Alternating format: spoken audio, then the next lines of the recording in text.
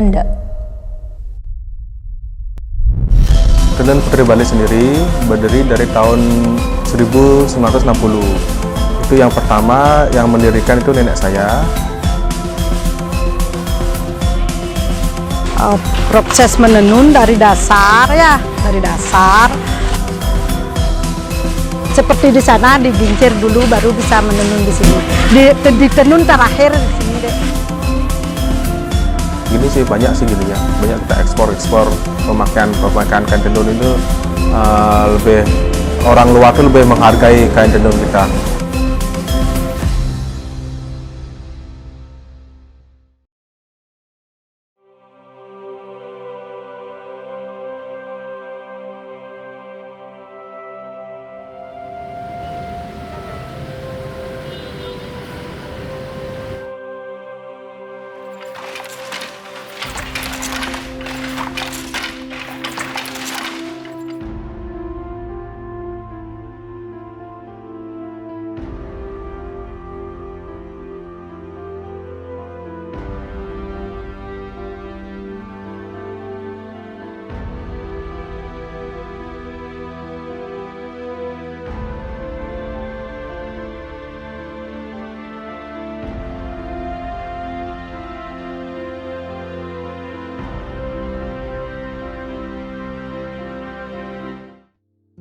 Seiring berjalannya waktu, dengan semakin berkembangnya teknologi, di mana semua dapat diakses melalui teknologi digital, seperti belanja kebutuhan sehari-hari, yang dapat dilakukan secara online dan bisa diakses kapan saja.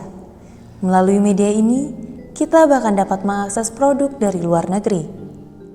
Dengan kian maraknya produk luar yang digunakan oleh masyarakat Indonesia, kita tidak boleh lupa dengan produk unggulan lokal dari Indonesia.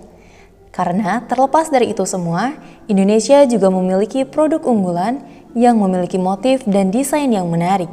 Contohnya, Enda. Enda berasal dari kata gendekan atau ngenda yang berarti diam atau tetap. Seperti proses pembuatan kain enda yang dimana benang disusun kemudian dianyam menggunakan alat tenun sehingga benang diam dan tidak berpindah. Enda adalah kain tenun tradisional khas Indonesia yang berasal dari Provinsi Bali. Seperti yang kita ketahui, Enda memiliki ciri khas yang berbeda dari kain tradisional Indonesia yang lainnya, karena motif dan corak yang ada pada kain Enda beragam dan setiap motifnya memiliki makna yang mendalam. Kain Enda memiliki beberapa motif mulai dari yang bernuansa alam hingga yang sakral. Motif patra dan encak saji yang bersifat sakral umumnya digunakan untuk kegiatan upacara keagamaan. Motif-motif tersebut menunjukkan rasa hormat kepada Sang Pencipta. Sedangkan motif yang mencerminkan nuansa alam biasanya digunakan untuk kegiatan sosial atau kegiatan sehari-hari. Motif yang dihasilkan lebih banyak menggambarkan flora, fauna, dan tokoh-tokoh pewayangan yang sering muncul dalam mitologi cerita Bali. Motif tersebut memberikan ciri khas tersendiri pada kain Enda dibandingkan dengan motif-motif kain pada umumnya. Sejak abad ke-16 yang bertepatan dengan pemerintahan Raja Dalam Waturenggong di Gel-Gel Klungkung merupakan masa berkembangnya tenun di Bali yang hingga kini terus berkembang di daerah sekitarnya. Salah satunya pertenunan tenun ikat Putri Bali yang terletak di Kecamatan Gianyar, Kabupaten Gianyar.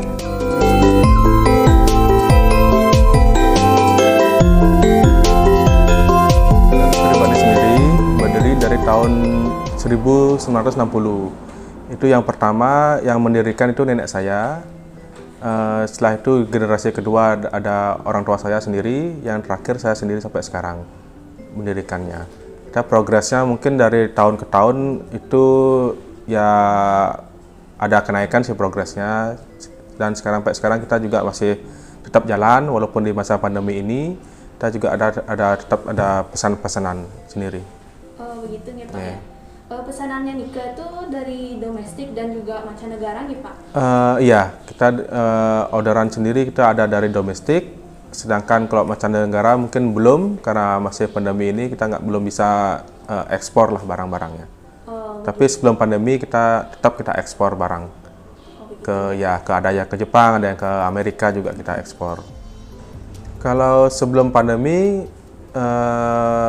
pangsa pasarnya begini sih, banyak sih gininya, banyak kita ekspor pemakaian kain tenun itu lebih, orang luar tuh lebih menghargai kain tenun kita, karena kalau di sana kan tidak ada, semua pakai mesin, tidak ada yang manual, makanya mereka lebih menghargai kain tenun kita.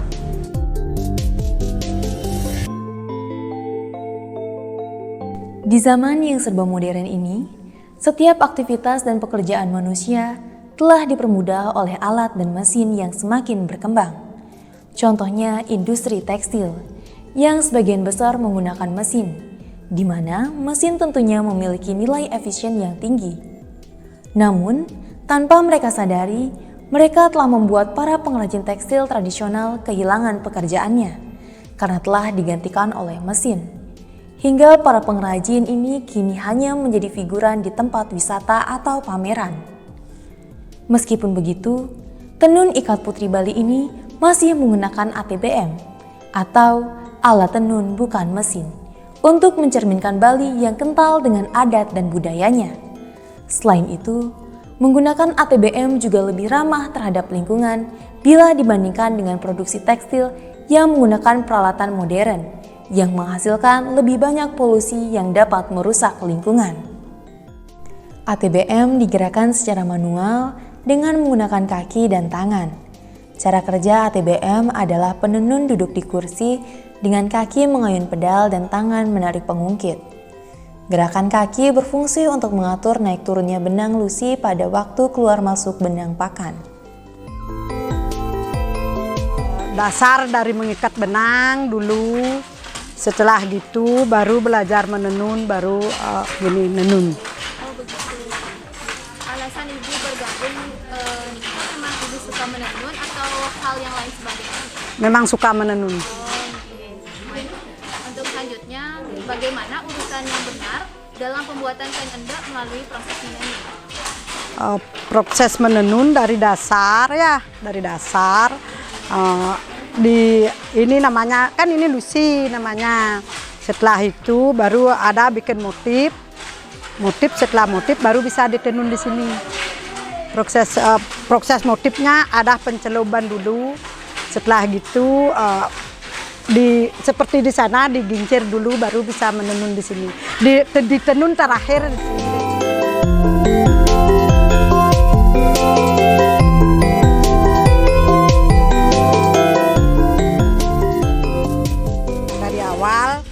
Dasarnya kan gini dek, benangnya kan putih dulu. Setelah diikat jadi bunga, ada proses pewarna, ada proses penceluban namanya. Ya, setelah dicelup, dicuci, setelah dicuci dijemur kering, terus dibuka ikatnya ini, setelah dibuka ikatnya dikasih pewarna lagi, seperti ini. Nah, dasarnya kan seperti ini dek, putih. Setelah dibuka ikatnya, dikasih pewarna lagi, namanya nyatri. Ya, namanya nyatri. Setelah sudah selesai dicatri, dicuci lagi, pembersihan warna lagi supaya tidak luntur kainnya. Setelah sudah kering, baru dipisahkan satu-satu di sana dek. Namanya nginceran. Ya, namanya nginciran. Setelah sudah diginciran namanya, baru diproses namanya ngeling. Yang tadi ibu gulung itu namanya ngeling. Setelah gitu baru bisa ditenun. Ya, langsung dijual ke pemesan. Kalau biasanya harga tenun seperti itu di kisaran berapa ya? Kalau 1 meter namanya harganya 125. 2 meter itu harganya 250. Kalau 1 sarung 350. 2 meter 25. Kalau sudah dijual, kalau nyarung itu dek harganya seperti itu. Kalau meteran lain lagi harganya. Biasanya pembeli itu borongan gitu tuh. Nggak, ada yang dari mahasiswa beli di sini, ada pemesan dari ibu-ibu PKK gitu. Ada dari Denpasar, dari toko Nyoman itu yang nyari ke sini kainnya. Ada dikirim ke Jakarta, pernah dulu kirim ke Malang juga pernah. Udah go nasional. Ya. Oh ya, nama-nama alat-alatnya apa aja? Nama alatnya kalau ini namanya gun. Ya, kalau ini namanya gun, kalau ini namanya sisir, kalau ini namanya sekoci. Ya, yang isi benang ini namanya sekoci, kalau ini sisir, gun. Ini bedag namanya tuh nih. Itu nama alatnya apa ya? Kalau nama alatnya unar, jandre. Cuma itu aja alat ngelingnya. Kalau untuk yang seperti Bapak itu yang Bapak itu Namanya penamplian. Yang tali rapia ya. Untuk mengikat tali rapia namanya yang isi benang namanya penamplian. Ya. dijemurnya waktu itu rasanya di dekat mobil tuh ya? Ya. Kalau udah habis di catri itu gitu. Berapa lama sih proses penjemur? Proses gininya bikinnya penjemurnya itu kalau ada sinar seperti ini bisa 2 hari. Udah ada kering, bisa udah dilepas ikatnya. Berarti minimal 2 hari. Ya, kalau udah cerah cuacanya, kalau mendung, hujan, bisa 5 hari, bisa lama deh. Kalau gini dah, kalau cuacanya tidak bagus.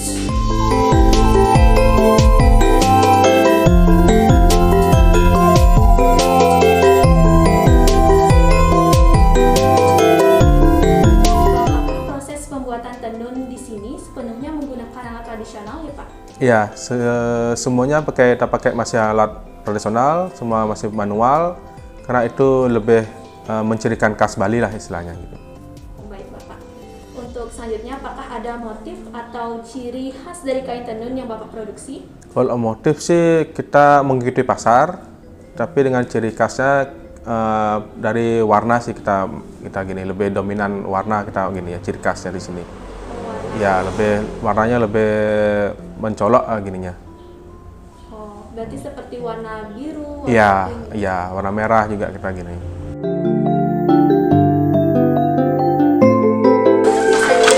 apakah ditentukan oleh pembeli? Biasanya gimana ya, ditentukan sama pembeli dulu, baru tenun gitu. Iya, iya, Bermacam-macam motif ya, Bu? iya, bermacam-macam ya. Request itu kalau misalnya pembelinya nunjukin fotonya kayak gini atau mereka menggambarkan gitu? Ndak dikasih contoh sama dia. Iya, dipakai seragam gitu loh. Ada seragam pegawai, ada seragam kantoran, bank gitu. Dulu kan udah pernah bawa ke Jakarta 300 meter gitu. Iya. Biasanya yang beli itu borongan itu ya, Bu? Rolan itu apa namanya, rolan dibawa ke sana, dicari rolan itu, jumlahnya 25 meter. Iya, iya. Untuk selanjutnya berapa lama gitu waktu yang dibutuhkan untuk menghasilkan satu kain tenun? Kalau nyarungnya itu 1 hari, kalau yang roll gini 15 hari, 25 meter. Iya, 1 gulung itu loh. Pekerjaan itu dilakukan oleh 1 orang apa banyak orang? Yang nyari yang 25 meter 1 orang, yang 25 gini meternya.